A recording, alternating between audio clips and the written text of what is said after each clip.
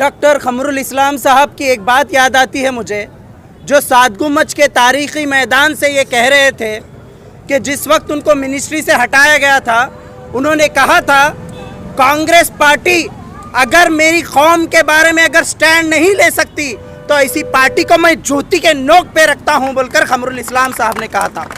जो खमरुल इस्लाम साहब के पास जो दिलेरी थी, जो शेरगापन था, वो पन मोहतरमा कनीज़ फातिमा के पास नहीं है।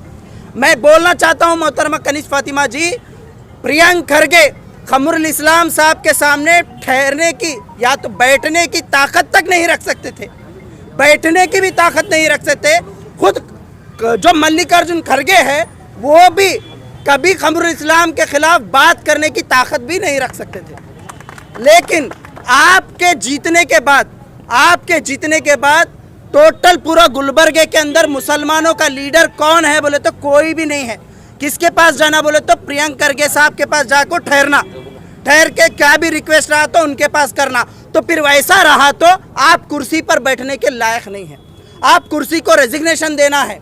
आप जो वादा करे थे मैनिफेस्टो लेकर, आपा खाला अम्मा बोलकर घर घर आकर जो कांग्रेस के चापलूसी करने वाले लीडरान, जो खरगे के चापलूसी करने वाले लीडरान, ये लोग जब तक खमरुल इस्लाम साहब जिंदा थे उस वक्त ये लोग खमरुल इस्लाम के खिलाफ काम कर रहे थे। आज वो लोग मैडम के साथ ठहर कर यहाँ पर आकर मुसलमानों के वोट मांगते हैं। ये कितनी शर्म की बात है। मैं मोहतरमा कनीज़ फातिमा जी से पूछना चाहता हूँ, हिजाब के बारे में आप आकर बयान दिए, कौन ऑफिस में रोक रहा आपको ये हिजाब पहनने के वास्ते? कौन रोक रहा आपको ऑफिस में जाने के वास्ते हिजाब पहनकर? स्कूल की बात है यहाँ पर, आप बात करिए, आपके साथ हम लोग खड़े रहेंगे।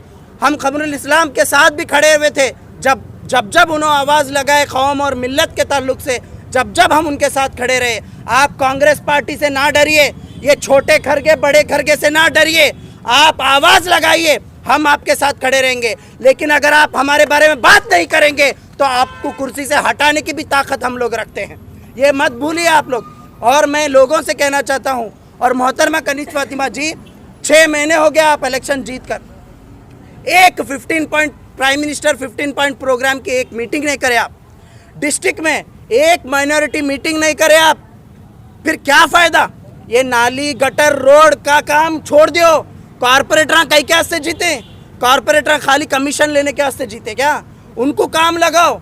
तुम्हारा काम क्या है? हमारा रिप्रेजेंटेशन करना, असेंबली में बात करना। आपको जो लाखों लोग जो फॉलो करते सोशल मीडिया पर, हिजाबी क्वीन के नाम से फॉलो करते हैं, आपको ये बैठकर नाली और रोडे का काम करने के वास्ते फॉलो नहीं करते, ये आप मत भूलो आप। तो मैं इतना ही कहना चाहता हूँ, जितने भी लोग जो कांग्रेस को सपोर्ट करे, 55 लाख लोग वोट करे कांग्रेस को मुसलमान, वो उन तमाम लोगों से मैं कहना चाहता हूँ, ये कांग्रेस ऐसा ही है, ये 75 साल इन्होंने ऐसा ही करे, धोखा ही देते आए हैं। धोखे की इमारत के सिवा कांग्रेस कुछ नहीं दी है। जब तक एसडीपीआई के 4 एमएलए असेंबली में नहीं जाते, ये लोग हमारे बारे में बात नहीं करेंगे। ये बात आप लिख लो।